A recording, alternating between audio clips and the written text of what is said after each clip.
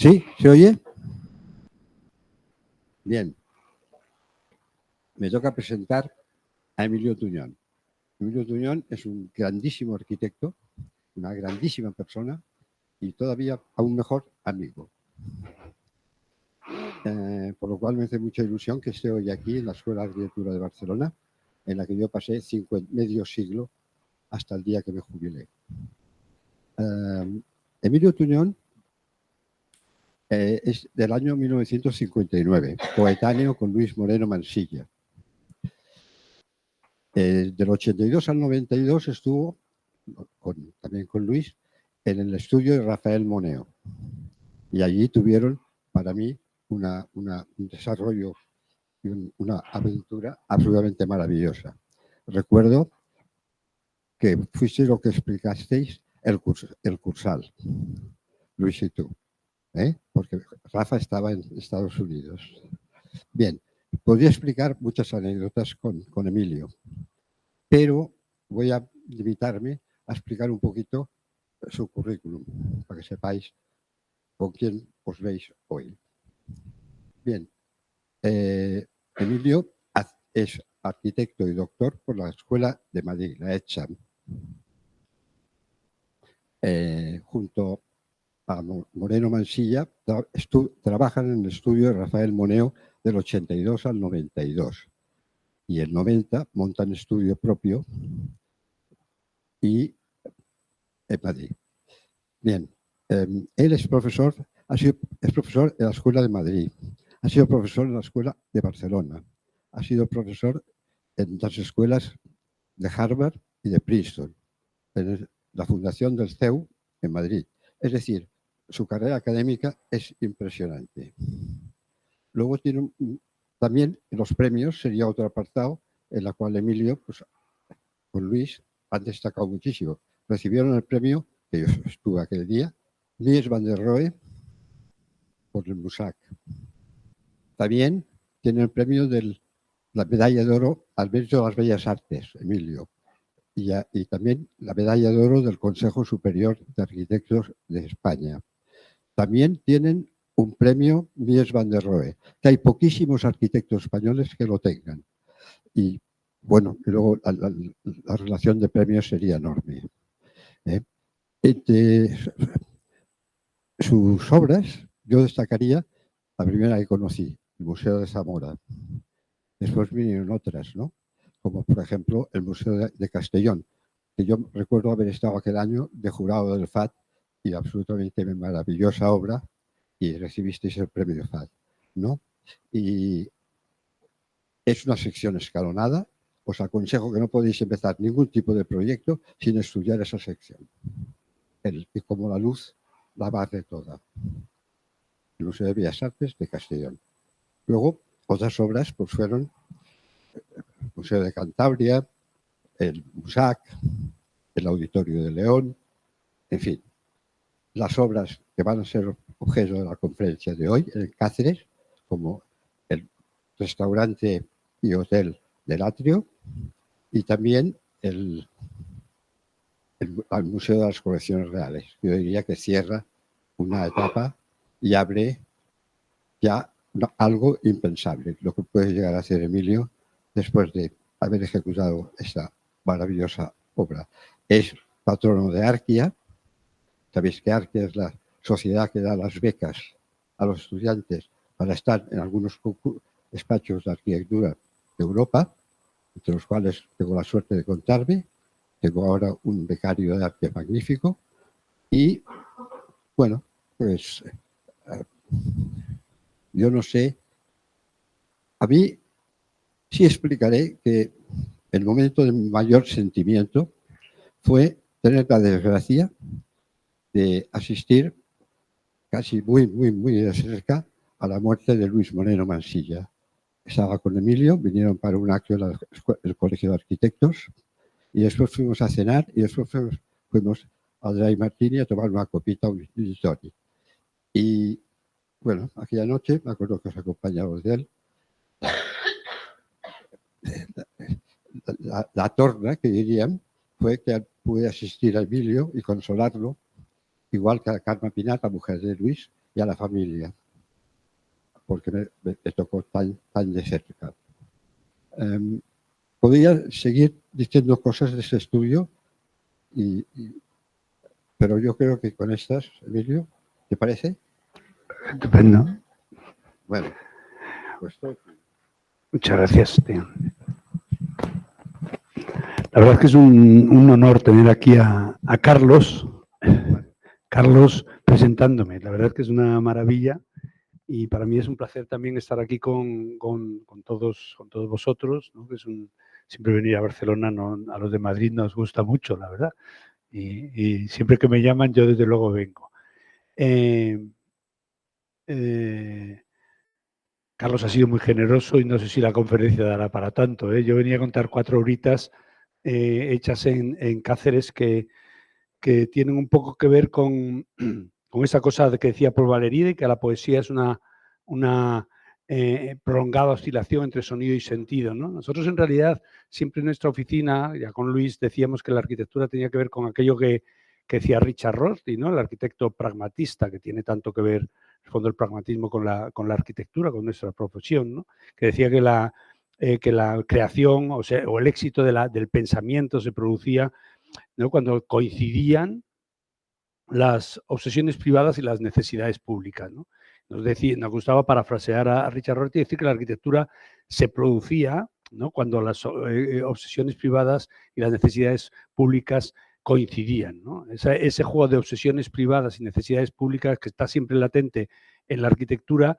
Me gustaba más la definición de Paul Valéry, dice la arquitectura es una prolongada oscilación entre sonido y sentido, ¿no? Sonido como aquello que nosotros aportamos como arquitectos y que tiene que ver más con la creatividad, con la condición más lírica, y sentido, que en el fondo está hablando de la necesidad que tiene la arquitectura de satisfacer las necesidades públicas, ¿no?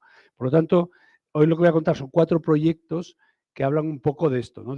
Por una parte, las necesidades públicas materializadas a través de lo que en realidad los clientes están reclamando y lo que la sociedad reclama, o lo que entendemos que reclama, y las obsesiones privadas, que como siempre digo cuando cuento esto, cuando uno es más joven tiene más obsesiones privadas, ¿no? Y tiene más cosas que le interesan, y cuando uno es más mayor hace primar más las necesidades públicas, ¿no? Entonces, en esa oscilación de obsesiones privadas y necesidades públicas, a mí me gustan estas 4 obras que son bastante ligadas a las necesidades públicas, a las necesidades de los clientes, y aparecen levemente, digamos, los temas que a nosotros nos interesan o que estábamos en ello, ¿no? Bueno, Cáceres es una ciudad bastante, para mí muy interesante, porque no la conocía bien y tuve la suerte de empezar a trabajar allí y empecé a darme cuenta de la complejidad. Es una ciudad que está en un alto, ¿no? Un pequeño alto, que es un asentamiento, aunque aquí hay un asentamiento ya de hace 500 millones de años, que hay unas cuevas donde hay unas manos, ¿no? Quizás las más antiguas de Europa, todavía están haciendo la museografía o no la museografía, la musealización de esas cuevas, que todavía no se pueden ni entrar ni ver, pero que son muy interesantes. Pero en realidad la historia de Cáceres empieza con Roma, ¿no? Con Roma, que en realidad hay una digamos, envío militar aquí que hace este campamento, un campamento militar, que es la Castra Cecilia, que es ese de ahí. Como se ve, es un campamento ortodoxamente romano, ¿no? Con su murallita pequeña, con su construcción en rectángulo y con su cardo y decumano, ¿no? Ese es el campamento militar, pero estos milicianos que se van haciendo viejos aquí en un lugar fuera de todo lugar, porque en realidad Cáceres está un poco a desmano, sigue estando a desmano de todos sitios, ¿no? Y está ahí en un lugar muy extraño, pues estas personas acaban decidiendo irse a vivir a una ciudad que sea suya, ¿no? Abandonan el campamento, se casan con gente del lugar y construyen Norba Cesarina, ¿no? Por lo tanto, en esta cosa romana es bonito ver las dos cuestiones, ¿no? Hay un arroyo, evidentemente, que es donde está asentado. Aquí hay una serie de villas romanas muy interesantes, pero en realidad Norba Cesarina es lo que da origen a Cáceres, ¿no? Lo que queda a Castra Cecilia prácticamente son las murallas, porque era un campamento temporal, ¿no? Es bastante bonito que esta pieza de lo que es la muralla, lo que es la instalación de la ciudad romana, se coloca en una montaña, en una pequeña colina, ¿no? Eso que hemos visto en la foto, esa pequeña colina hace que sea un trazado bastante irregular, el de Norba Cesarina frente a la Casta Cecilia, que es absolutamente un campamento militar ortodoxo, ¿no? Porque está esto acomodado por la topografía, ¿no? Aquí está el río y esto cae hacia el río. Aquí hay una caída también hacia la parte baja de la ciudad, ¿no? Y esto está en la parte alta. El decumanos, como veis, es irregular. Tanto el cardo como el decumanos van acomodándose este es el cardo que viene así, de norte a sur, más o menos norte-sur, que va acomodándose a la topografía, y el decumanos que viene transversalmente, ¿no?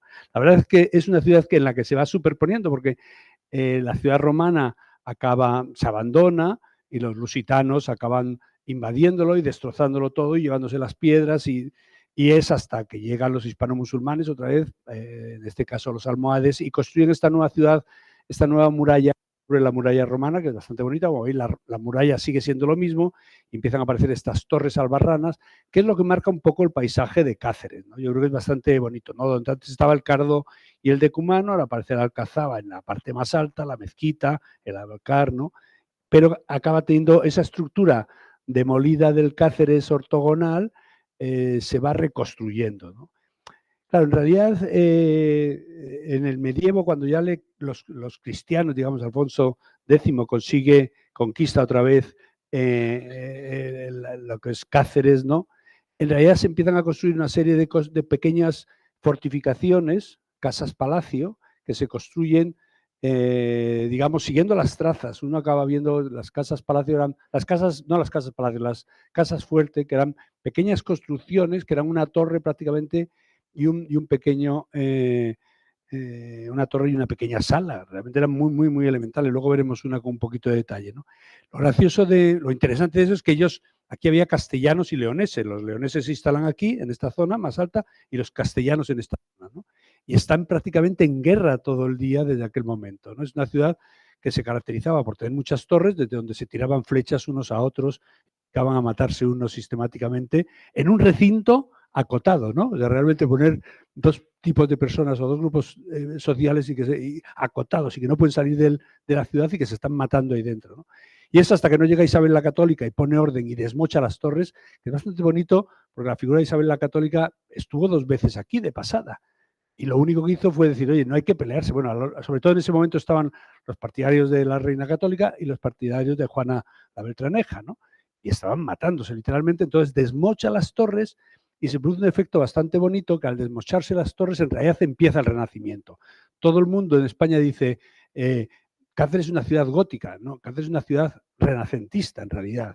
Evidentemente hay una traza romana, hay una traza hispano-musulmana, hay unos restos también del medievo, pero todas esas casas fuertes que habían, el otro día me tocó hablar de esta en concreto, porque presentaba un libro, la casa fuerte, que es este pequeño elemento de aquí, cuando lo desmochan, acaban construyendo un patio como lugar de encuentro, y se acaba transformando la ciudad, ¿no? De una ciudad en guerra a una ciudad social, que está hablando de la condición más humanista, ¿no? de la vida, ¿no? Bueno, voy a contar 4 proyectos. El primero es Mansilla y Tuñón, y los otros 2 van a ser en Albornoz, ¿no? Por la vida, ¿no? Entonces voy a empezar con Luis, que le tengo aquí, al cual siempre me gusta recordarlo y dedicarle las conferencias que doy. Hace ya 12 años, mucha gente que está aquí le conocía, y este es el primer proyecto, ¿no? Vamos a hablar estamos en la ciudad, aquí se vería aquí, esta sería la huella, esta almendra, ¿no? De la ciudad romana. Luego tiene un crecimiento ya que está en alto, ¿no? En la ciudad alta, y luego la ciudad baja ya tiene un crecimiento moderno, pues más o menos equivocado. Pero bueno, eso ya es la vida, ¿no? Es una de las ciudades más bonitas, pero a la vez una de las extensiones, o sea, las ciudades históricas más bonitas y una de las extensiones más quizás vulgares que hay en toda la península ibérica, ¿no? Vamos a empezar con lo que es el Hotel Atrio, ¿no? Antes estaban todos estos palacios, ¿no? Esos casas-palacios que habían sido anteriormente casas fuertes, ¿no? Y que en realidad esto era un pequeño solar donde había un pequeño gallinero del siglo XIV, que era una extensión de este palacio de los Golfines de arriba, ¿no? Y que, bueno, pues hay aquí y voy a empezar a hablar ya de los clientes, ¿no? Hay 2 personas, que son Antonio Pérez y José Polo, que tenían un restaurante de 2 estrellas Michelin en la parte baja de la ciudad, en esa ciudad, digamos, tan extraña y tan compleja, ¿no? De hecho, lo tenían en un patio de manzana, donde con el tiempo se fue degradando y aparecer dealers y yonkis. Entonces era muy raro que había gente que venía de Estados Unidos a comer en este hotel 2 estrellas Michelin y entraba por un patio donde la gente se estaba realmente trabajando sustancias, como se diría ahora, ¿no? Y estos pobres que estaban ahí, que son una pareja, son pareja de trabajo y pareja también están casados, ¿no? Son una pareja sentimental, realmente estaban un poco descolocados, ¿no? Porque tenían un restaurante que había empezado haciendo una pequeña panadería, que luego empezaron a dar unas cositas, él se fue a estudiar con Ferran Adrià, estuvo con Ferran Adrià precisamente y con Bocuse, ¿no? Y fueron montando este pequeño negocio casi familiar y en un momento determinado se encuentran en un lugar bastante incómodo y deciden juntar lo que ellos ofertaban, la gente que iba a 2 sitios, a ver la ciudad histórica, maravillosa, y a comer en Atrio, ¿no? Que era el gran restaurante, ¿no? Entonces deciden juntarlo para, digamos, generar una sinergia que tuviera más potencial y deciden irse al casco histórico, ¿no? Entonces se van a este sitio que bueno, este es un poco el ambiente, no voy a la famosa botella que no comentaré, ¿no? Y se vienen a este lugar. ¿Por qué se vienen a este lugar? Pues porque en realidad aquí había había aquí 3 parcelas que se ponen a la venta y que ellos deciden comprarlo, pero que estaban en el centro de la ciudad aristocrática, ¿no? Todos los aristócratas venidos a menos están aquí, en esta zona, y entonces es donde se vienen a venir. Y entonces, claro, nosotros hacemos nuestro proyecto con mucha ilusión y la ciudad se levanta en armas, ¿no? Esto es bonito porque los que trabajen en patrimonio les va a ocurrir y como estamos en intervenciones y nos va a tocar a todos los que estamos aquí, nos va a tocar trabajar en intervenciones sobre lo construido, claro, las cosas son muy delicadas, ¿no? Claro, nosotros pensamos que era por nuestro proyecto, pero también había un contenido de cómo van a venir estos 2 gays precisamente al centro de la ciudad donde estamos la aristocracia, ¿no? Esto es estoy hablando de hace 10 años, pero ahora nos parece más raro, pero esto era así, ¿eh? Era así. Y la ciudad se levanta contra el proyecto, pero tanto es así que nos denuncian penalmente, acabamos en juicios, tal. Tremendo. Y ellos se desaniman y lo abandonan. Entonces, yo estuve un año dándole vueltas a este asunto, la verdad es que fue bueno, tener una ciudad de 100.000 personas y tener 12.000 personas por escrito, no online, que online es muy fácil, por escrito, diciendo que el proyecto no se podía hacer, que se cargaban la ciudad histórica, que iban a perder. Fue bastante duro, ¿no? Lo pasamos bastante, aparte de las denuncias, que ya digo que tuvimos, juicios y de todo.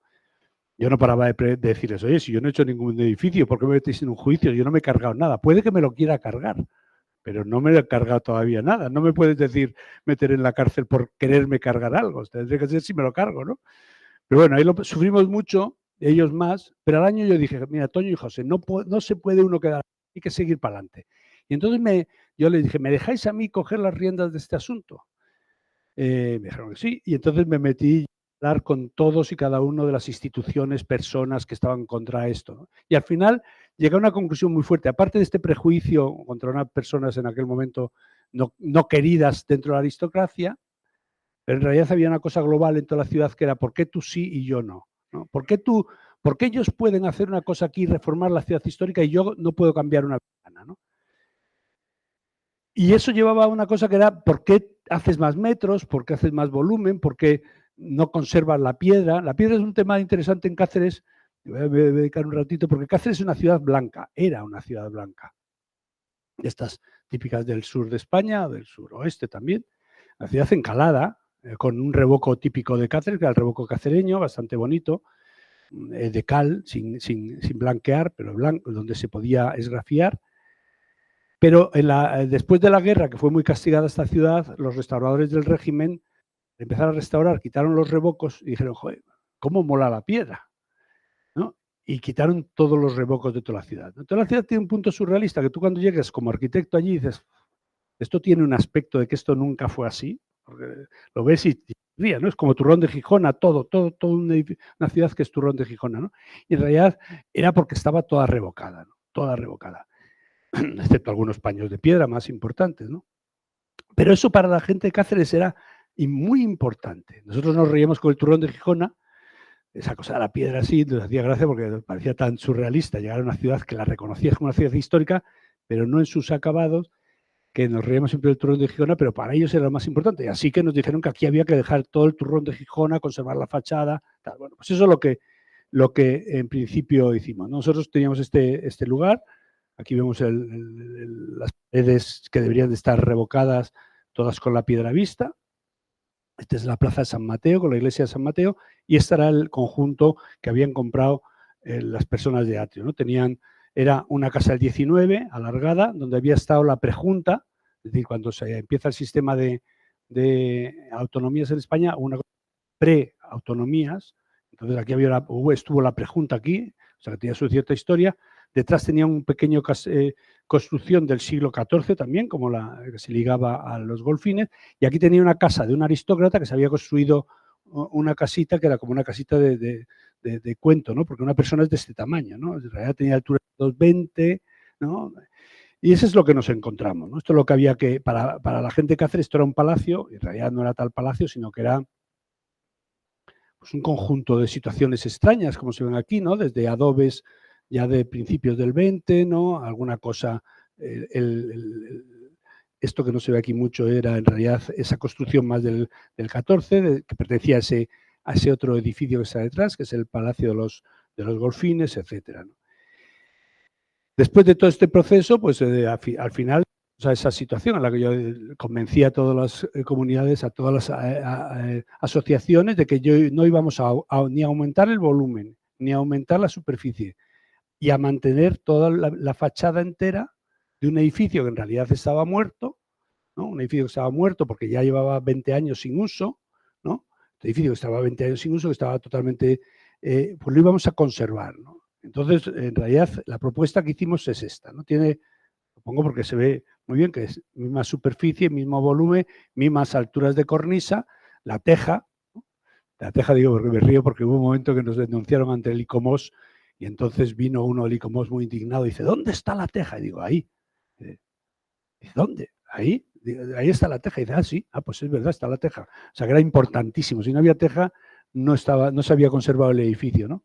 Cuando todos sabemos que la teja es una cosa que es un mueble casi. Bueno, esto es lo que planteamos, ¿no? Entonces, en realidad, lo que planteamos era, frente a esta estructura, que aquí se ve muy bien, este es el siglo XIX, el torreoncito del siglo XIV, esta la casita del siglo XX, de 1964 más o menos, y nosotros lo que hicimos fue conservar totalmente la fachada, hacer como si fuera un cangrejo ermitaño, que el ser que tenía dentro, el cangrejo ya se había muerto, el caracol ya se había muerto, y dentro lo habitaba un nuevo cangrejo ermitaño, que era esta nueva estructura, que tiene, bueno, pues un salón, unos comedores, una gran cocina, ¿no? No tiene más. Conservamos totalmente la fachada, las alineaciones y ¿no? Esto es, aquí se ve la idea, ¿no? La idea del cangrejo ermitaño, es decir, mantenemos la fachada y metemos dentro este otro nuevo animal que es, en cierto sentido, contemporáneo. Esta es una fachada toda hecha de pilares de 15 centímetros por 45. Cuando fuimos a legalizarlo nos dijeron que, según el código técnico, los pilares de 15 centímetros son ilegales. Dijimos que esto no era una fachada de pilares de 15 centímetros, sino que era un muro lleno de ventanas, ¿no? Con muchas ventanas. Entonces nos dijeron, si es un muro lleno de ventanas, pues entonces sí que es legal, ¿no? Entonces este es un poco lo que planteamos. Es decir, el exterior era una especie de concha que en el interior está ese nuevo animal, ese nuevo cangrejo que se ha metido ahí, que tiene también aquí un tepidario, un caldario y un tepidario, haciendo referencia a la historia romana, ¿no? Y con esa estructura repetitiva de piezas de hormigón que se ve aquí, ¿no? Es decir, que nosotros teníamos este edificio y lo que les convencimos es que nosotros, como íbamos a conservar toda la piedra del turrón de Gijona, pues íbamos a depilar prácticamente todo, lo íbamos a cortar enrasado, todo en un plano, y lo íbamos a tapiar, las ventanas, ¿no? Y luego le íbamos a abrir los huecos donde nosotros necesitáramos, y luego ya ese era el resultado, ¿no? O sea, en realidad. Claro, esto era bonito porque estamos en la Plaza de San Mateo y tienes esta torre, ¿no? Esta otra torre, que es la torre de Sande, y aquí el nuevo atrio, que no deja de ser una construcción casi popular, de construcciones anexadas, ¿no? Y que habla un poco Este es un dibujo del Corbu, ya lo podéis ver, ¿no? Que habla un poco de esa mezcla de los temas que nos interesaban a nosotros, que era, en cierto sentido, el objetualismo Le Corbusieriano, pero por otra parte lo contextual, ¿no? Esa especie de broma que teníamos siempre en el estudio, que ahora ya es más asumida, ¿no? De cómo trabajar con el objeto y el contexto de forma simultánea, ¿no? Esta es una foto que me gusta mucho, que es la foto, le llamamos las tres torres, ¿no? San Mateo, el Palacio de Sande y nuestra nueva construcción, que como se ve hemos tapiado las ventanas, ¿no? Y las hemos abierto los huecos casi con cierta mala idea, ¿no? Porque ya era una especie de broma con la gente de Cáceres, porque si ellos querían que mantuviéramos esas paredes que a nosotros no nos interesaban, pues tiene esta especie de sensación de que están los huecos que existían, los huecos de 1964, ¿no? Y las nuevas ventanas ya de finales del siglo XX ahí puestas, como vemos ahí. O sea, se ve muy bien cuando uno ve... Esto en realidad es un mecanismo que a partir de que los arquitectos del régimen habían retirado todos los revocos de la ciudad y había vuelto a tener un carácter diferente, las cicatrices de la ciudad se veían, ¿no? Entonces, claro, uno va aquí a San Mateo, que es una iglesia renacentista con una portada isabelina maravillosa, una de los Reyes Católicos, ¿no? Aquí se ve que había otra puerta, ¿no? Y en realidad lo que se hace es tapiarla simplemente, porque esto tenía un revoco, ¿no? Se podían ver más huecos y a lo largo de la ciudad se podía ver, ¿no? Que es lo mismo que hicimos aquí, ¿no? Esta casa, que ya digo, es de 1964, o sea, no es que tenga, tapiamos los huecos y ponemos esto aquí. Aquí, como tienen pasión por los escudos, dejamos el escudo donde estaba y queda esta imagen que se puede ver muy bien, que se entiende muy bien el mecanismo que utilizamos, ¿no? O en la calle lateral, ¿no? Estas habitaciones, pues se van poniendo los huecos ya con cierto, ¿no? Cada uno a su bola, ¿no? Mientras que en el interior aparece todo este sistema de repetición de pilares de 15 centímetros muy, digamos que verticales, que hablan un poco también de esa tradición que hila con la construcción masiva que hay alrededor, ¿no? Y que establece vínculos, ¿no? Este es el torreón, que yo que era más original, más del 14, en el cual también se abren los huecos y se retocan, ¿no? Bueno, eso es un poco lo que... Pues esto, ¿no? Los materiales ya, bueno, se ven, ¿no? Los materiales del lugar, como la piedra, esta caliza negra, o para los pavimentos, como en el exterior, en la tapia de atrás, pues si hay que abrir un hueco también se abre normal. El torreón, que hay que reforzarlo porque tenía unos desplomes de metro, pues se tensan con eso, pero a la vez se tiene mucho respeto por lo que es la masa de la volumetría, pero los huecos nuevos aparecen con esos encintados de piedras de 15 centímetros por unos 60, ¿no? De profundidad, haciendo esa cauterización de cada uno de los huecos, ¿no? Entonces, bueno, ya aquí vemos las plantas, vestíbulo, bar, cafetería, o sea, restaurante. Lo más grande es en estos restaurantes, digamos, de Michelin y esto, tienen una cocina inmensa, son 2 plantas y un sistema, todos los muros que vamos haciendo nuevos los vamos haciendo de pilares, ¿no? Y va quedando esta especie de transparencia, la cual cuando uno entra tiene esta sensación un poco de una casa cacereña, ¿no? Que se produce con un artesonado oscuro, con una transparencia del pequeño atrio central, ¿no? Que siempre tienen, con una transparencia del pequeño jardín, ¿no? Eran en el fondo construcciones muy rurales, ¿no? Que tenía la casa fuerte, de esa casa fuerte se hace una casa palacio que tiene un pequeño patio o claustro con 4 o 5 columnas, muy elemental, como luego veremos, y luego detrás estaría, ¿no? Esto es un poco lo que fuimos haciendo en atrio, y está bonito esta cosa de cómo es el exterior más luminoso y los interiores más oscuros, con ese sistema de artesonados, ¿no? Que van organizándose en función de los elementos, de los sistemas estructurales, ¿no? Haciendo esa cosa que vemos ahí, ¿no? Lo más importante es quizás la cocina, ¿no? A mí siempre me gusta esta foto porque aquí hay 2 niños, ¿no? Piensa que habla mucho también de Toño y José, de atrio, ¿no? Están haciendo ahí platos sofisticadísimos, pero aquí hay 2 niños pequeños comiendo en la cocina y aquí le están preparando unos macarrones, ¿no? Con tomate, ¿no? Infalible, ¿no? Lo que es la zona de botellas, ¿no? ¿no? Podríamos hablar de la botella, pero no voy a hablar, eso ya sería mucha historia. Y esto que es lo que más me interesa a mí, ¿no? Esta idea de que la arquitectura está hecho por las personas, con las personas, para las personas, ¿no? ¿En qué momento es el mejor del edificio? En el cual las personas están disfrutando, como los vemos aquí, ¿no? En realidad, muchas veces hacemos las arquitecturas hechas por nosotros, para nosotros y porque queremos habitarlas nosotros, ¿no? No, la arquitectura es algo que hacemos los arquitectos, las personas, con personas, que son todos los técnicos que colaboran con nosotros, para las personas, que en este caso son las personas que están disfrutando, en este caso, de los vinos o del restaurante, ¿no? Bueno, no sé esto que venía. En la planta de arriba, que no lo he explicado, la planta de arriba ya son habitaciones, cada una un poco diferente, manteniendo el claustro, el pequeño atrio y manteniendo las alineaciones, ¿no? Y que arriba pues repite un poco los mismos sistemas muy elementales con los pilares de hormigón blanco.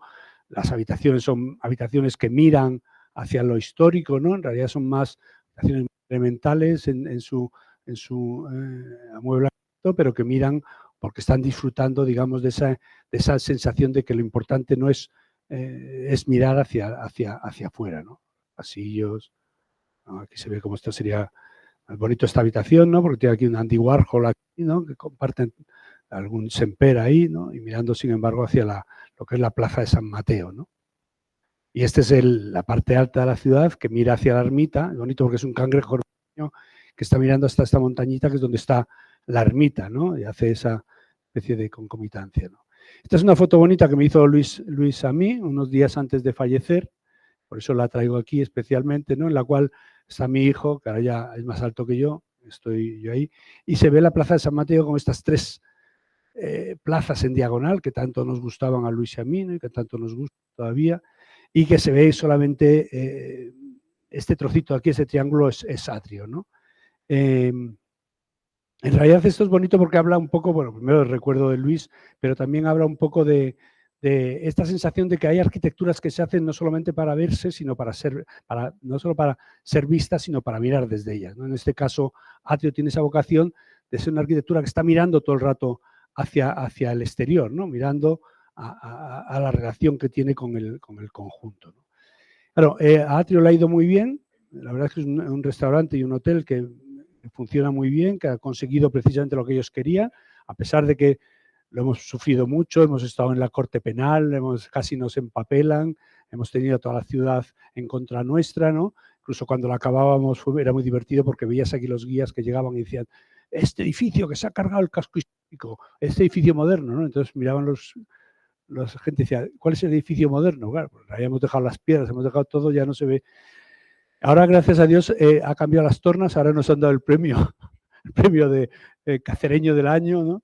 El extremeño del año, ¿no? Yo, como le digo, los extremeños nacemos donde nos da la gana, ¿no? Pero vamos, después de querernos empapelar y meternos en la cárcel, pues ahora ya han aceptado que Atrio ha sido una forma de explicar cómo se puede intervenir de una forma contemporánea dentro del casco histórico, ¿no?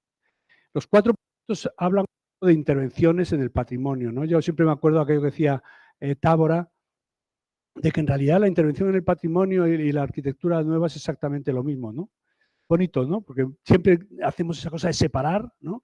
Esto es intervención, no, esto es obra nueva. Dice, bueno, en realidad todo acaba siendo lo mismo, ¿no? Yo creo que cuando lo decía Tábora, al cual es un personaje al que adoro, ¿no? Y que me parecía maravilloso, ¿no? Decir, no, en realidad es lo mismo. Sobre todo es lo mismo, son diferentes grados, ¿no? Diferentes grados de intervención. Vamos a ver 4 intervenciones, que son 4, aquí se ven las 3, estamos en Atrio aquí, luego veríamos Atrio 2, que es una reforma, una restauración de un palacio, el Museo Helga de Alvear, y luego hay una pieza que está fuera, ¿no? Que es una pequeña vivienda, ¿no? Son las 4 piezas de las que voy a hablar. Hemos hablado de Atrio y voy a pasar al siguiente, que es una obra ya de Tuñón Albornoz, ¿no? Que traigo a mi socio Albornoz, ¿no? Ya el pobre Luis había fallecido, pero bueno, aquí estamos dentro de este...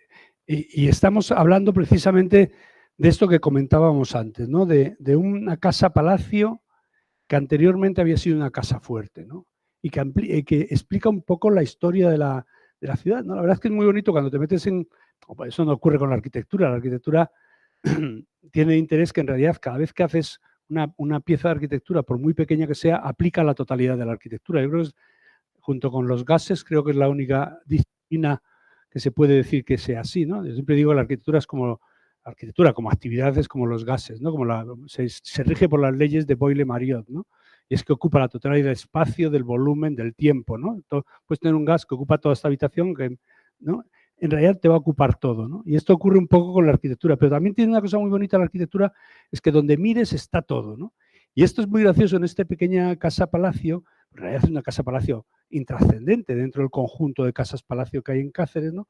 Intrascendente en cierto sentido, aunque es una más, pero que habla un poco de toda la historia de Cáceres, ¿no? Cáceres tiene una cosa interesante, cuando he contado al principio, que habla un poco de la historia de la península ibérica, de qué es lo que pasó en la península ibérica entre el siglo I más o menos y el siglo XVIII, ¿no? Y eso que ocurrió en la película, eso le ocurre a Cáceres, pues lo mismo ocurre cuando te metes aquí. Esto está explicando la totalidad de Cáceres también, ¿no? Ahora lo voy a tratar de contar. Uy, este es el edificio, es una casa-palacio, va de aquí a aquí. Las casas-palacio, ya digo, eran casas, las casas fuertes eran casas de los militares. Si Cáceres había sido fundada, digamos, por militares, por milicianos romanos que se iban a vivir allí, a llevar una vida ya civil, los militares que habían conquistado Cáceres, leoneses o castellanos, casi todos los soldados se convertían en caballeros, es decir, que eran en cierto sentido aristócratas, y se construían su casa fuerte, que era una casa fuerte que tenía un cuerpo bajo y una torre, ¿no? Esta es luego, digamos que se va macizando Cáceres y acaban siendo casas palacio llaman, pero en realidad son casitas, ¿no? Esta es la historia de esta pequeña construcción, ¿no? En realidad es una casa fuerte, de lo que os decía yo antes, más o menos de principio del siglo XV, finales del XIV, que en realidad tiene un espacio, que es este de aquí, donde vivían, ahora lo veremos, es un espacio muy pequeño, y una torre para pelearse con los vecinos. Bastante interesante, ¿no? En realidad, luego en el 15, cuando ya se dedican a la ganadería fundamentalmente, ¿no? Es una zona maravillosa para la ganadería, empiezan ya a crecer, ¿no? Pues crecen una planta y crecen al otro lado, ¿no? Y cuando las desmocha Isabel la Católica, en realidad se producen las casas-palacio en el 16, que es como si hubieran cogido el material de desmochar la torre y lo hubieran llevado al patio para el lugar del encuentro, ¿no? Para construirlo, ¿no? Ya en el 18 prácticamente no crecen, ¿no? Como casi todos los sitios en la península ibérica. En el 19 se añaden ya unas piezas, esta pieza por detrás, y en el 20 se corrigen las cubiertas y se añade un gallinero que había por aquí y tal, y se acaba haciendo. Entonces esta estructura tiene, por lo tanto, está la calle, que está en este caso era el Cardo, más o menos, aunque luego está dentro, exactamente, pero más o menos siguiendo la traza del Cardo, y de solían tener como un gallinero, ¿no? Ese gallinero, cuando va reduciéndose, ¿no? Y acaban todos teniendo el patio central y el pequeño patio trasero, ¿no? Esto es un poco lo que le pasa a esta casa, ¿no? Esta es la casa que nosotros nos encontramos, que es esta.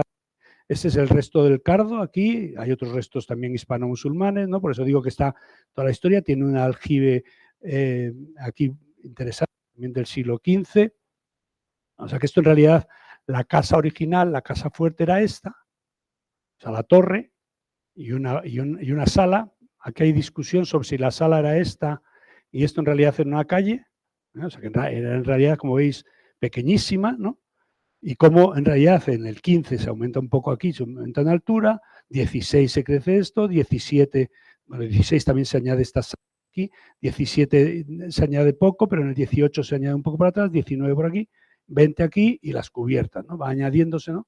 Y en el fondo es una estructura muy reconocible de Cáceres, que habla de esas casas fuertes que se transforman en casas palacio y que nosotros lo que hicimos fue tratar de conservar como los cuantos de construcción que se habían ido produciendo a lo largo del tiempo y convertir cada uno de esos cuantos como en una habitación, ¿no? O sea, tenemos el zaguán, vamos teniendo elementos, introducimos simplemente un elemento tergiversador, que es la escalera de incendios, que había que incluir con su ascensor para que funcionara, pero todo lo demás, y cambiamos este gallinero del siglo XX por una habitación.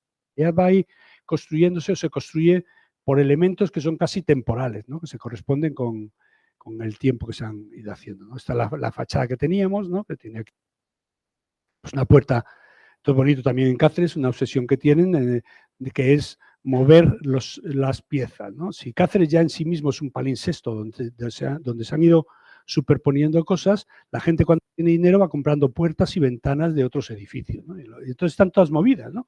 Sobre todo en el siglo, en 1969, para vergüenza de todos los cacereños y probablemente todas las personas que vivamos en la península ibérica, Hubo, porque ocurrió también en otros sitios, se demolieron las puertas romanas de la muralla y se demolió un gran seminario, que era el seminario del obispo Galarza, del siglo XVI, que era maravilloso, y entonces aquí aparece una puerta, por ejemplo, está la puerta del seminario del obispo Galarza, ¿no? O sea, todas las piezas se mueven, como veremos luego dentro. Sin embargo, o sea, la pieza original del siglo XIV es esta. En el siglo XV se añade esto y se añade esta ventana mozárabe. Luego ya se añade esta más o sea, estos arneses más del Renacimiento, ¿no? Y aquí se ve un poquito esa sensación de que se van añadiendo cosas, ¿no? En realidad, lo más... Si yo tengo que decir qué es lo que hicimos en este edificio, que es una restauración, estamos hablando de restauración, ¿eh? Pues lo único que hicimos es tratar de convencerle, o convencimos al ayuntamiento y a la Junta y a la Comisión de Patrimonio de que había que tratar de visualizar este asunto, ¿no? Cómo la casa fuerte pasa a casa palacio y solamente a través de un gesto muy pequeño para que pudiera ser posible. Bueno, aquí hay un detalle bonito que son los revocos extremeños, los revocos cacereños, sería esto, o sea, todo el edificio estaría cubierto de esta especie de dibujo que se ve ahí.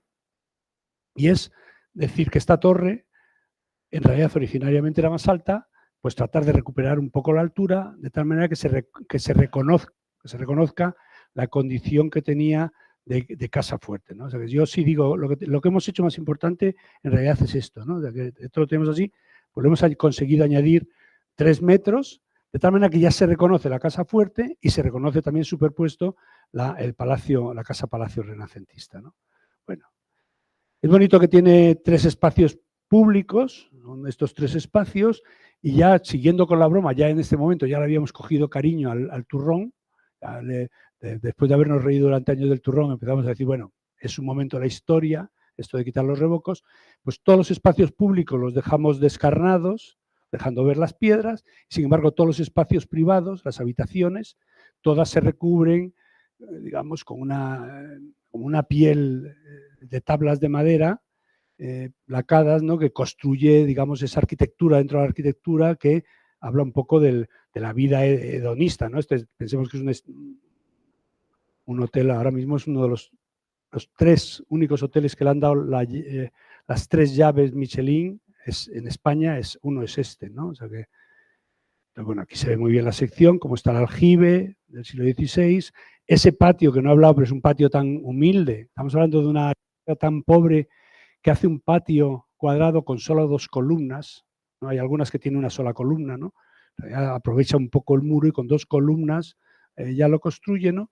Esta sería la parte más original del 16, cuando en realidad lo que recubrimos todo con madera. La planta siguiente ya es esta ya es del 18, y esta tiene ya artesonado de madera, y esta es ya del 20, que tenía unas cubiertas que hemos rehecho. Y ahí hay un lucernario también que se añade, ¿no? Esta es, por lo tanto, la puerta con esa diagonal que vemos. Tenemos este es el espacio más original, la sala donde vivía el caballero, ¿no? Que construyó este edificio, ¿no? Y que tiene nada, una cubierta de ladrillo hecha sin cimbra, que es bastante bonita, ¿no? Aquí las conocéis bien, pero bueno, esto es del siglo XIV, tiene su interés. Aquí hay una pequeña intervención de José Pedro Croft, que es un artista portugués, muy amigo, en lo que es el pequeño espacio del patio, ¿no? Que tiene el aljibe con su pozo, ¿no? Los escudos de las paredes Saavedra y toda esta arquitectura que se deja descargar.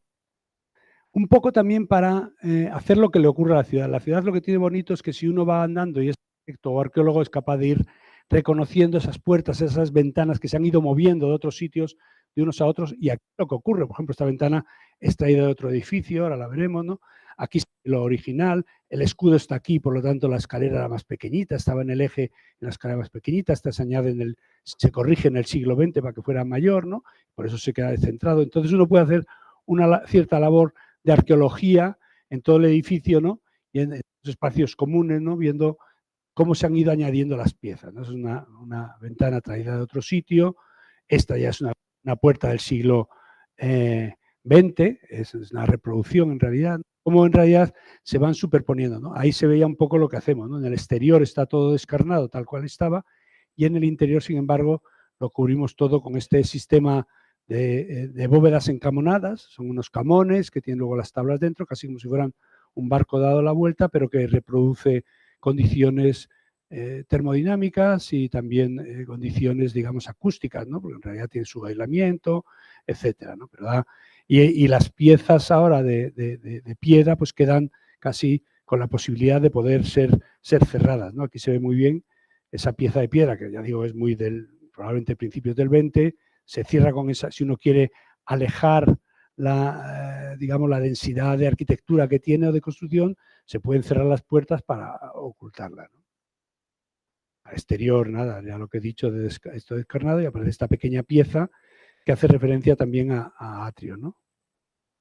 Las habitaciones, no voy a enrollarme mucho. La siguiente planta, esta ya digo que es toda con camones de madera, la siguiente es toda en artesonado, subiendo por la escalera. Vamos a esta arquitectura que habla de, otra vez, las habitaciones que se van sucediendo. Estas son las habitaciones del siglo XIV, estas son las habitaciones del siglo XV, estas son las del XVII, ¿no? Aquí está la del XIX, ¿no? Se van añadiendo en función de, aquella sería la del XX. Se van casi como cuantos, ¿no? Un poco como serían los interiores, ¿no? Con los artesonados. Como veis, están vinculados a atrio, las ventanas también, algunas de ellas que han sido traídas de otros sitios, se enmarcan como si fueran objetos en sí mismos, ¿no? Este es sistema de bancos, bien muy tradicional de allí de Cáceres. Y la última planta, que es bajo cubierta, donde en realidad se ve la torre original y digamos, estas arquitecturas un poco que se completan con este lucernario, ¿no? Y esto es un poco de lo que yo hablaría, ¿no? Que en realidad esta pieza es una pieza que está compuesta o viene de esta casa fuerte, esta casa palacio, viene de esta casa fuerte, original del siglo XIV, y cada pieza que se va añadiendo a lo largo de los siglos se convierte en una habitación, ¿no? Es bonito porque puedes localizar, cada habitación está localizada por un nombre en función si tiene el piano, si tiene ventana al exterior, tal, pero a su vez también se corresponde con un momento en la historia de crecimiento de esta pequeña casa, que en el fondo tiene esa condición, como decía yo, casi de mandala, que representa la totalidad de la ciudad, y la totalidad de la ciudad a su vez representa la totalidad de la historia de la península ibérica. Bueno, el tercer edificio del que voy a contar es este, que es una pequeña casita. Estamos aquí en las afueras de Cáceres. Cáceres estaría situado aquí, más o menos, aquí abajo, y esta es una pequeña pieza. Esta volvería otra vez a hablar de lo de Tábora, ¿no? En realidad, la diferencia entre la arquitectura contemporánea o la arquitectura que hacemos, la arquitectura de nueva planta, con la arquitectura de intervención, pues en realidad se desvanecen los límites, ¿no? Y esta casa es un poco porque tiene cierto sentido del humor con algunas cosas de las que hemos hablado hasta ahora, ¿no? El lugar es este, hacia atrás, la parte de atrás de la casa, del solar, da hacia lo que es el campo de Extremadura, ¿no? Y sin embargo, hacia la parte de delante lo que mira es hacia el casco histórico, ¿no? En este lugar lo que existe es una encina centenaria. Esta pieza existían bastante árboles, una encina centenaria que casi se convierte en el leitmotiv del proyecto, y los clientes que decían, bueno, esta encina, lo más importante para nosotros es la encina centenaria, ¿no? Este es un programa curioso, yo siempre se lo digo a los alumnos, porque son unos clientes peculiares, ¿no? Claro, uno piensa, ¿no? Acabamos de hacer atrio, y entonces de repente la persona que fabrica el hormigón de atrio, o sea, un hormigonero, nos llama y dice que nos quiere hacer su casa, ¿no? Cualquiera hubiera dicho, bueno, ¿con qué me voy a encontrar, no? Y nos encontramos con una pareja que nos dice, el programa de nuestra casa es el siguiente: 1, conservar la encina y que yo desde dentro siempre vea la encina. Y 2, que cuando esté dentro quiera irme fuera, y cuando esté fuera quiera irme dentro. Parece un ejercicio de la escuela, ¿eh? O sea, que realmente, siempre que lo contamos, realmente hace falta ser inteligente, un cliente que te dice esto, ¿no? Que nos estaban explicando eso. Ya digo, estos 3 proyectos ya son Tuñón Albornoz. Entonces, este cliente que le había hecho los hormigones, en realidad también tenía graveras. Su negocio era fabricar hormigón, pero su negocio principal era extraer rabas para el tren, y sobre todo el tren de alta velocidad que iba para Portugal, ¿no? En realidad tiene este gran sistema de gravas, ¿no? Que, bueno, una empresa bastante grande, que curiosamente, al extraer las gravas, al extraer las gravas, lo que tiene de desecho son estas piedras, ¿no?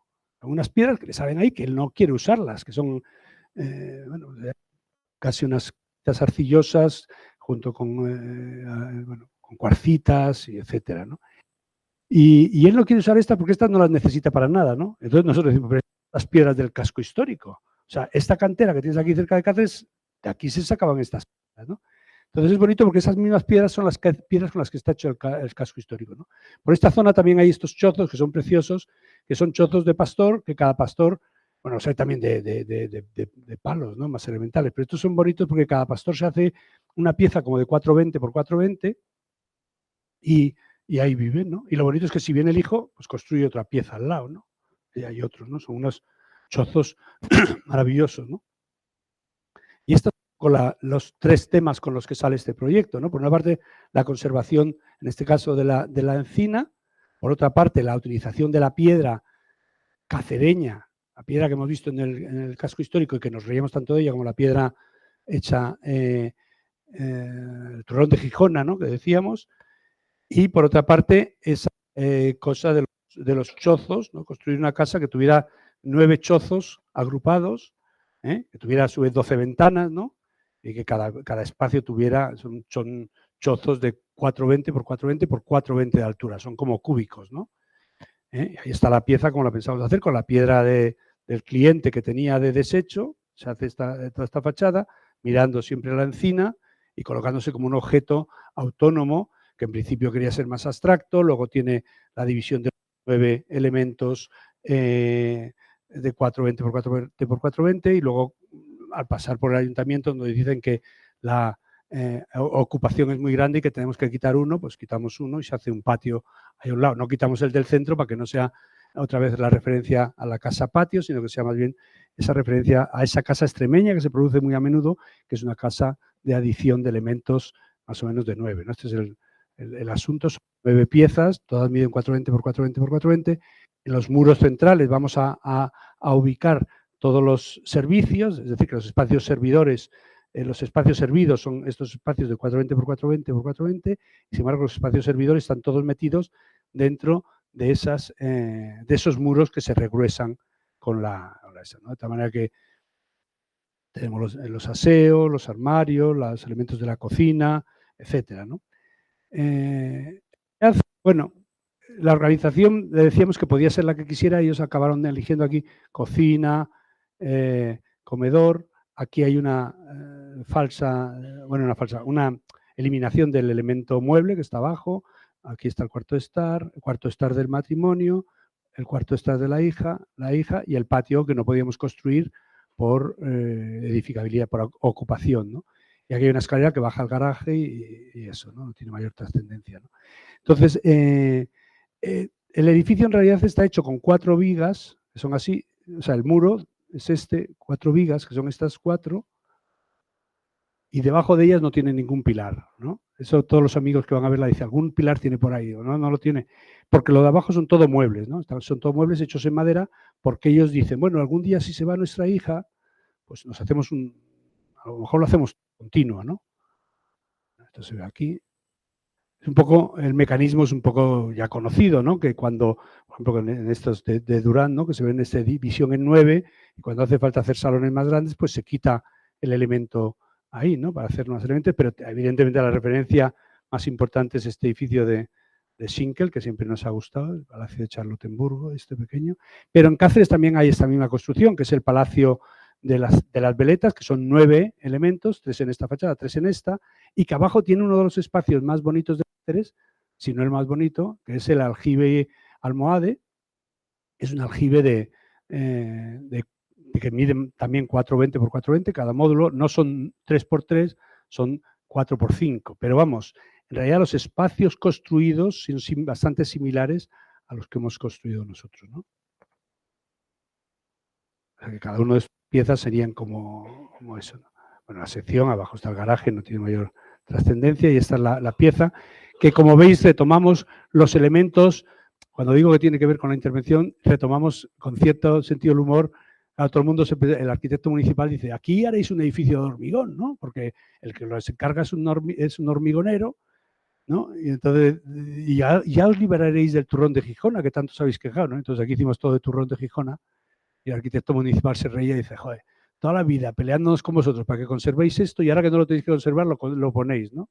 Y bueno, aquí son ventanas que son iguales que hemos hecho en Atrio, ¿no? O sea, de 220 por 220 por 220, y esa es la pieza, ¿no? La verdad es que tiene la encina, que se ve aquí muy bien, y cada una de las piezas esas interiores, allí se vería el casco histórico desde aquí, estableciendo así ciertos vínculos, ¿no? A través de la construcción de estas piedras, ¿no? Que son esta piedra típica de Cáceres, que tiene aquí esta especie de líquenes que aparecen, que son muy bonitos, ¿no? Y que van dando cada habitación Es una casa bastante interesante porque Cáceres se puede hacer la vida todo el año en el exterior.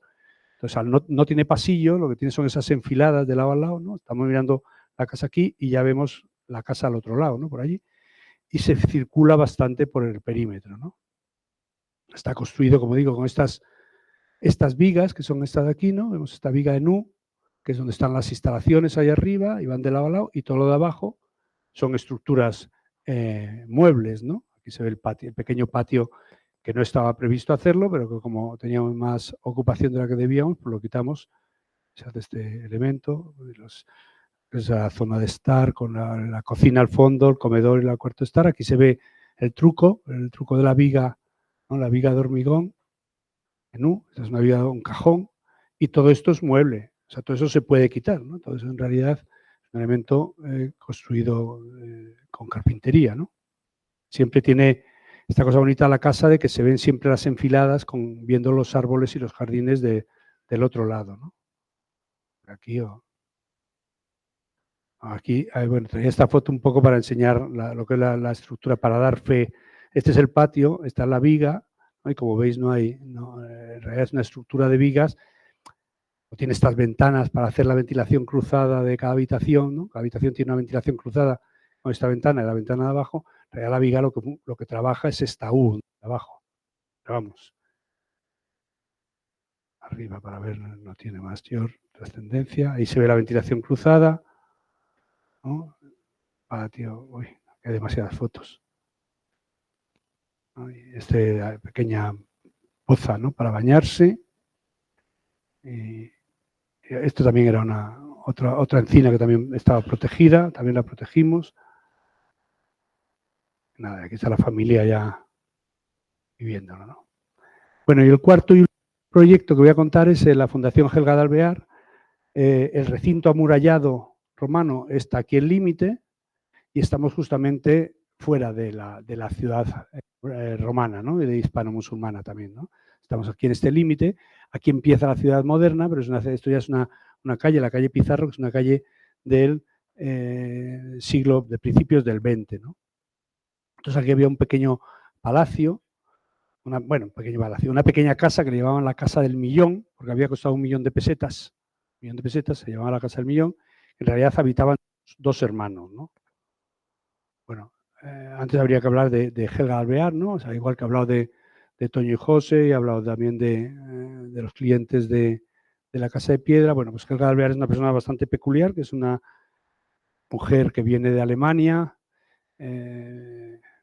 y que se enamora de un arquitecto español y entonces se queda a vivir aquí y se hace coleccionista, ¿no? Pero es bonito esto que dice, a mí me interesa el arte contemporáneo porque nos habla de nuestro tiempo y de nosotros mismos, ¿no? Porque crea y desarrolla lenguajes que pueden explicarnos de manera nueva el mundo que nos ha tocado vivir y del que a menudo solo rozamos la superficie, ¿no? Podríamos decirlo en la arquitectura, ¿no? A mí me interesa la arquitectura contemporánea porque nos habla de nuestro mundo, de nuestro tiempo y de nosotros mismos, ¿no?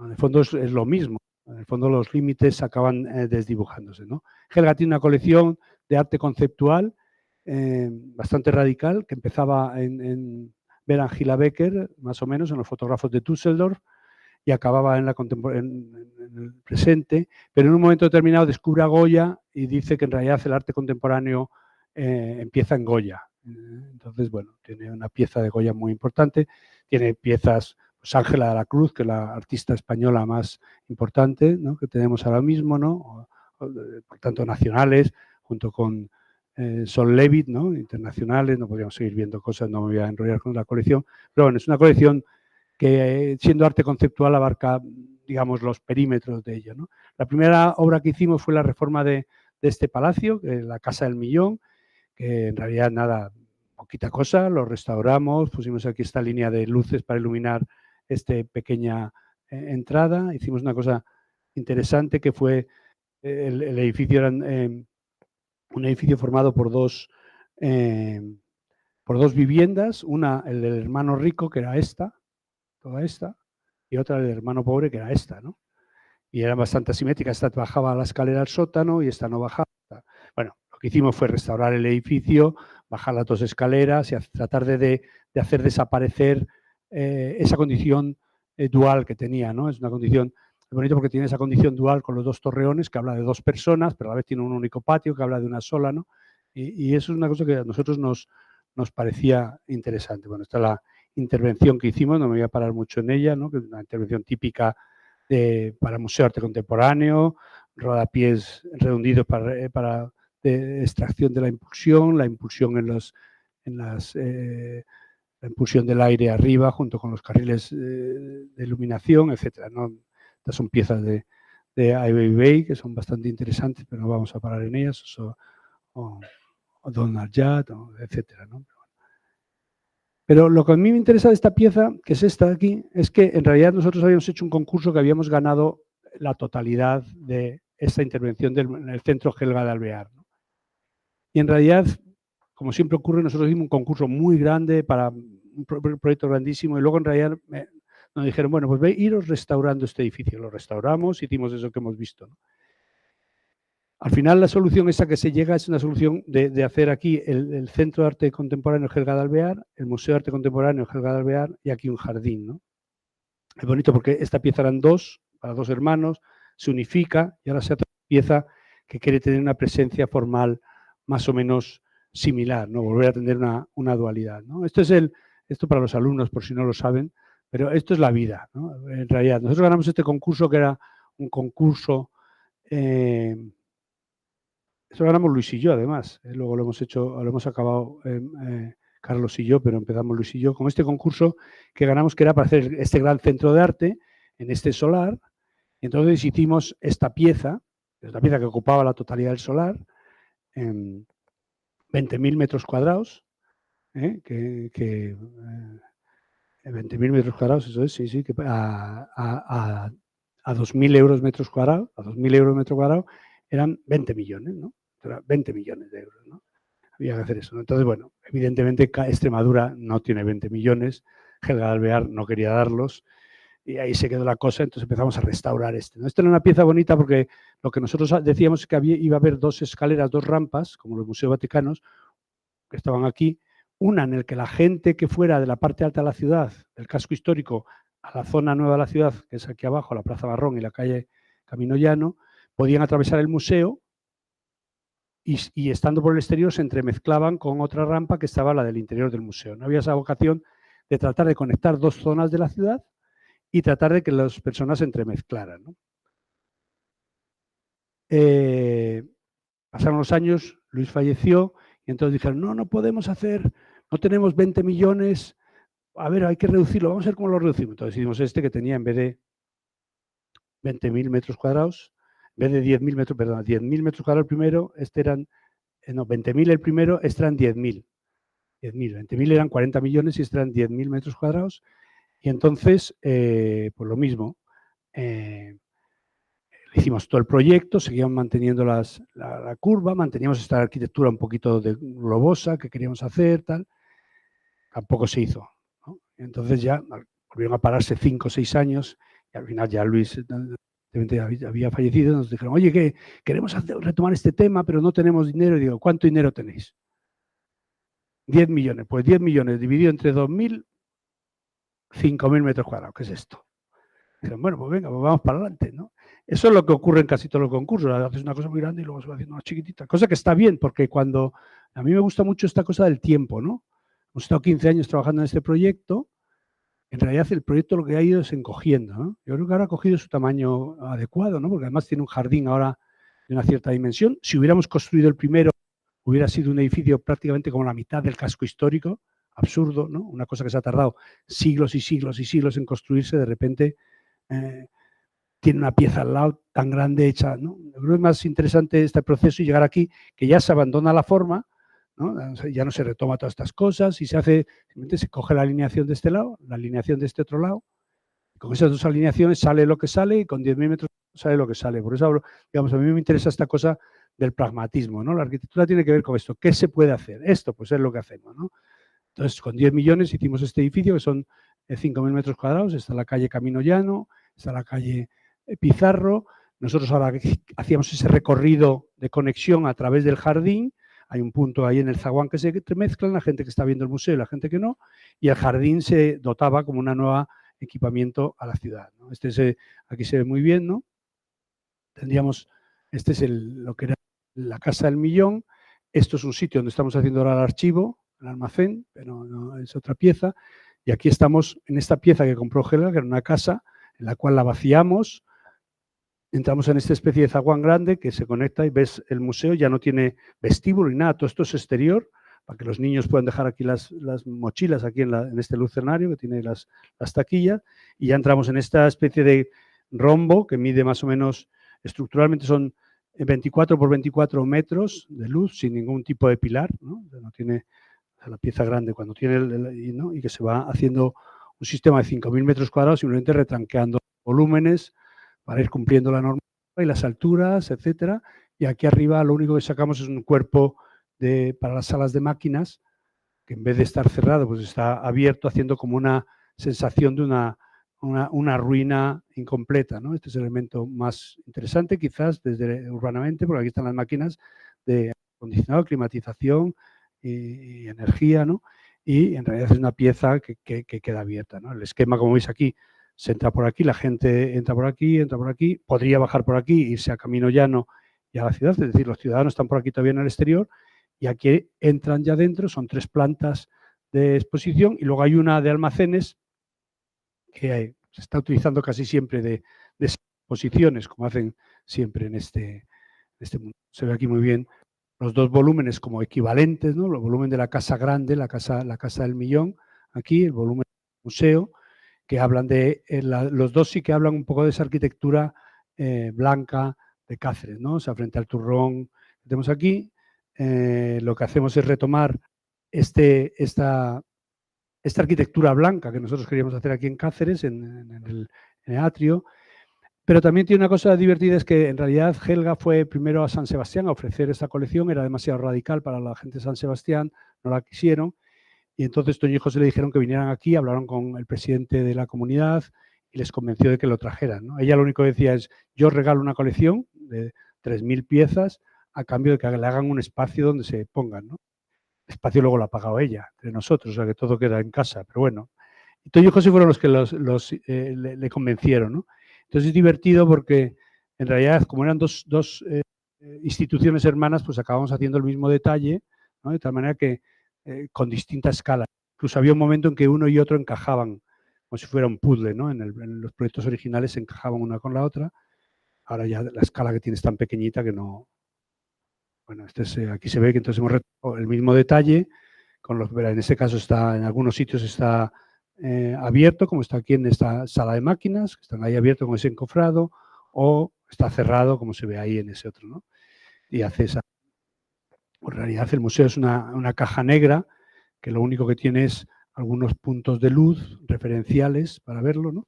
Está la sala de máquinas, que es lo único que aparece así un poco, y el edificio tiene una condición extraña porque por una parte es un edificio medianero, que remata la calle Camino Llano, las viviendas de la calle Camino Llano, pero por otra parte se presenta la ciudad como de bulto redondo al tener esa condición un poquito más escalonada, ¿no? Que tiene ahí, ¿no? Bueno, esa es una muralla, esta es una tapia que había para contener, digamos, los empujes de las tierras de la parte alta de la ciudad a la parte baja de la ciudad, ¿no?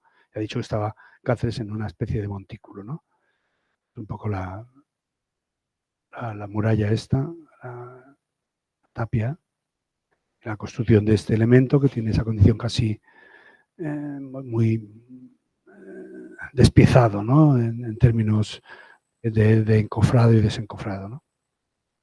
Y que habla un poco también de esa arquitectura de lo que Cáceres fue, ¿no? Una arquitectura más blanca frente a las arquitecturas de piedra, del régimen, ¿no? Pero sin embargo que se integra en lo que es la calle Pizarro. Esta es la calle que delimita el final del casco histórico. Por aquí, de forma indefinida, yo no sé dónde está la muralla romana, creo que está más bien dentro de estas casas, pero no estoy totalmente seguro. Esto es la calle Pizarro, esta es la Casa Grande, la Casa del Millón, restaurada, y esta es la casa que compró Helga para ampliar y poder entrar de forma autónoma, que se mimetiza totalmente con lo existente, ¿no? Y que tiene esta...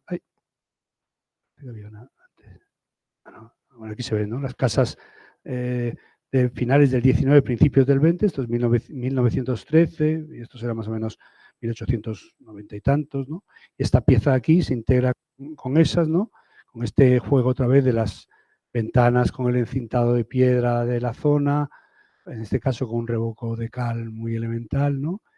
Y con ese nombre de Museo Helga de Alvear ahí que permite al entrar está este zaguán de doble altura, ¿no? Donde pueden ocurrir cosas, esto es un exterior normalmente, donde pueden ocurrir cosas, y de hecho ocurren conciertos y actividades, ¿no? Y de este zaguán se baja hacia lo que es este espacio al aire libre. Es muy no tengo esta foto, pero es muy bonito mirar hacia allá, que se ve el casco nuevo, la ciudad nueva, que es un desastre, pero al enmarcarlo, ¿no? Se convierte como en algo peculiar, ¿no? Interesante.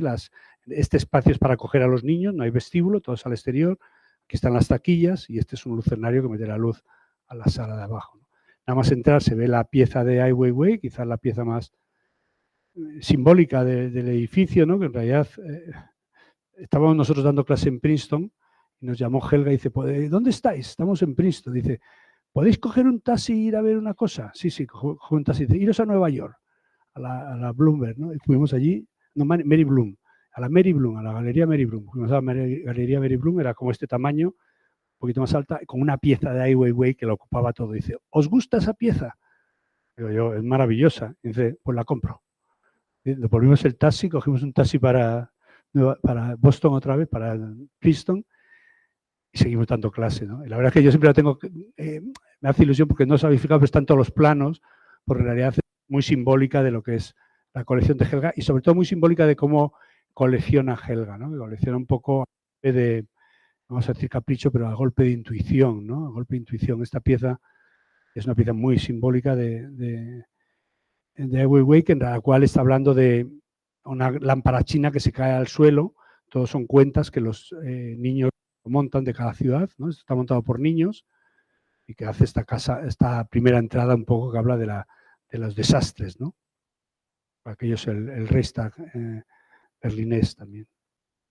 A la escalera, o sea, el edificio en realidad es un edificio muy de pladur, muy elemental, como veis, impulsión arriba en esos agujeritos y extracción por ahí abajo, ¿no? Hace ese rodapié que casi desaparece, atípico del mundo del arte, que en el único momento que tiene una condición más expresiva es en la escalera donde se va bajando las distintas plantas, que tiene ya el hormigón visto, como trabajamos nosotros, con las ventanas, etcétera, ¿no? Abajo está este espacio que ya decía, este es el que es 24 por 24 puramente. Esta es una sala que está debajo de donde estaban los niños dejando las taquillas. Y ahí hay una pieza de Dan Graham maravillosa, ¿no? Y ya empiezan a verse las instalaciones, ¿no? De las distintas piezas, ¿no? Esta es una de Elgrin and Gratze, que son unos artistas que se ríen un poco de los museos. Esto se llama museo, entonces son cajas de museo, todos son museos puestos uno encima de otro, la verdad, es bastante impactante, ¿no? Bueno, estas dobles alturas, se asoma por ahí una pieza de Thomas Hinscore, que es bastante interesante. Son piezas todas interesantes, ¿no? Este es un arbolito, un olivo de Ugo Rondinone, que es un artista suizo maravilloso, que lo han puesto ahí, que la verdad es que queda al lado del edificio, pues bastante espectacular, ¿no? Entonces aquí, si os fijáis, ¿no? El casco histórico está donde estamos nosotros, esto es el edificio y este es el casco nuevo, como yo os decía, que es un poquito, como lo veis, un poquito hecho de aquella manera, ¿no? Tiene ya hasta interés, ¿no? En lo casual y salvaje que es, ¿no? Aquí se ve la ciudad otra vez, ¿no? La ciudad, el casco histórico, la Plaza de San Mateo, donde estaba atrio, ¿no? Si me fijara encontraría también el otro edificio, creo que es este. Este es el edificio este es el edificio que hemos visto antes, el de la Casa Paredes Saavedra. Aquí ya aparece el siglo XX, ¿no? Estas casas otra vez revocadas, ¿no? Todavía se ven restos de piezas en blanco, ¿no? Como debería de ser todo. Y quiere establecer vínculos entre esa cosa de la piedra vista, ¿no?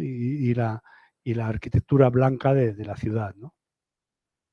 Y sobre todo quiere conectar, tiene la vocación de conectar la calle Camino Llano y Pizarro a través del interior con la calle Camino Llano, con la Plaza Marrón, ¿no? Que es ese esquema que habla de esta intención de que los visitantes del museo se entremezclen con la gente de la ciudad que va yendo de una parte de la ciudad a otra, ¿no? Este es como por aquí la muralla se recorta, esta muralla muro de contención se recorta para hacer la escalera que baja ahí, ¿no? Como se ve también el edificio encamonado encima o encabalgado encima de la resistente, ¿no?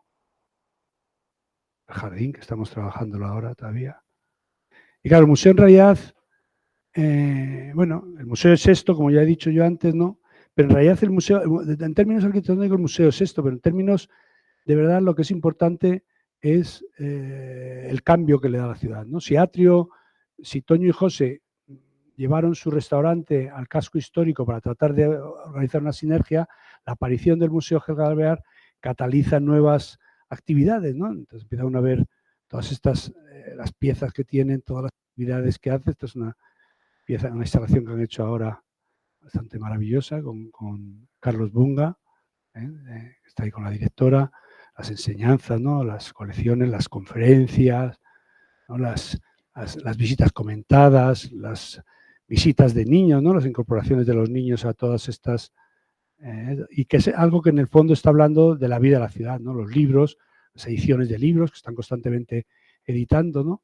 Acaba siendo una institución muy pequeña, en cierto sentido, pero tremendamente activa, que está cambiando ¿no? Este es el tercer aniversario, que han hecho ya una fiesta, ¿no?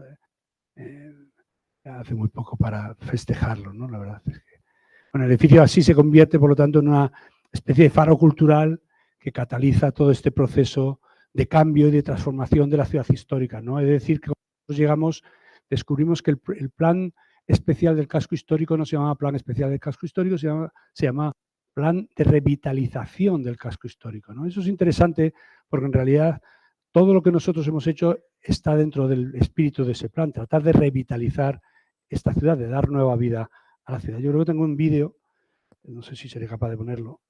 Ay, traía un vídeo que se enganchaba, pero no sé si soy capaz. No funciona. O sea que lo voy a poner. ¿Me lo pones tú? Ay, es un vídeo que habla de este último edificio. Empezamos, lo ha hecho un sobrino mío. Nosotros somos muy fieles a nuestros colaboradores, son siempre los mismos, desde que teníamos 20 años. Y en este caso, ahora los vídeos nos los hace un sobrino mío.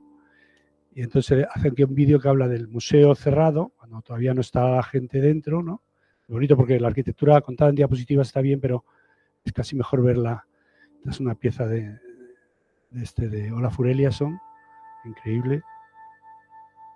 Y este es el zaguán, que decía yo, que es un zaguán que en realidad es un espacio exterior, no he enseñado ninguna foto, pero uno entra desde la calle Pizarro y va recorriendo este espacio, ¿no?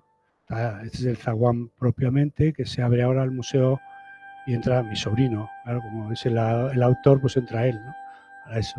Para eso se ha fotografiado, ¿no? Entonces, de repente la ciudad y el museo se diluyen los límites entre las dos partes a través de esta estructura, ¿no? Aunque es bonito ver cómo en realidad no hay un espacio de vestíbulo, ¿no? Se quería aprovechar tanto, dado que habíamos pasado de 20.000 metros cuadrados a 5.000, se quería aprovechar tanto que no hay vestíbulo ni nada, se entra directamente. Esta es la bajada que conecta a la gente de la ciudad con lo que es el Camino Llano y la Plaza Marrón, y sin embargo, estos serían ya las piezas de la pieza de BB que comentaba yo antes, otras piezas más minimalistas, como este de la Ribel. Y es muy importante para nosotros cómo las personas, cualifican el espacio, ¿no? Los arquitectos enseñamos las fotos sin gente. Muchas veces nos preguntamos, ¿por qué enseñamos las fotos sin gente? Pues porque el cliente te deja hacer las fotos entre el que lo acaba y que lo habita. Ya después no te deja hacer fotos, ¿no? Entonces, por eso siempre son fotos muy frías, ¿no? Pero allá los espacios acaban siendo más importantes cuando están habitados por las personas, ¿no? Como vemos aquí, ¿no? Eso que decía yo de la arquitectura hecha por las personas, con las personas, para las personas, ¿no?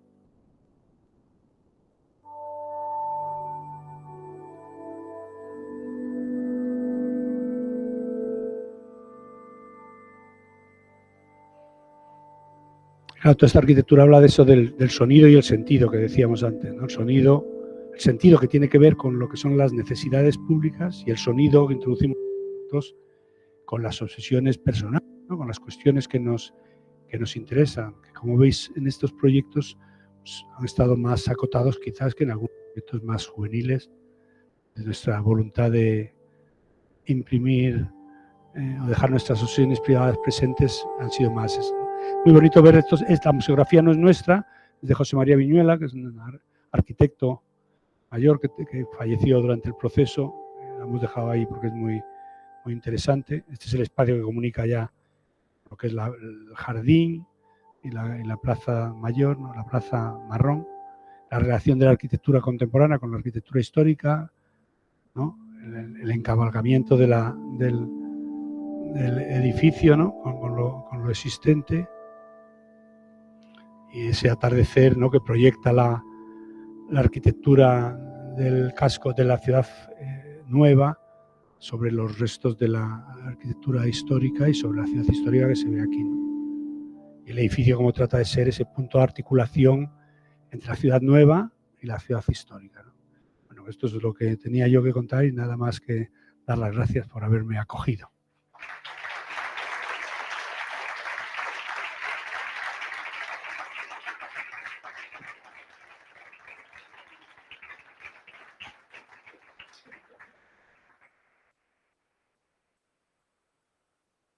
Muy bien, ¿no? Muchas gracias. Me voy a quitar esto.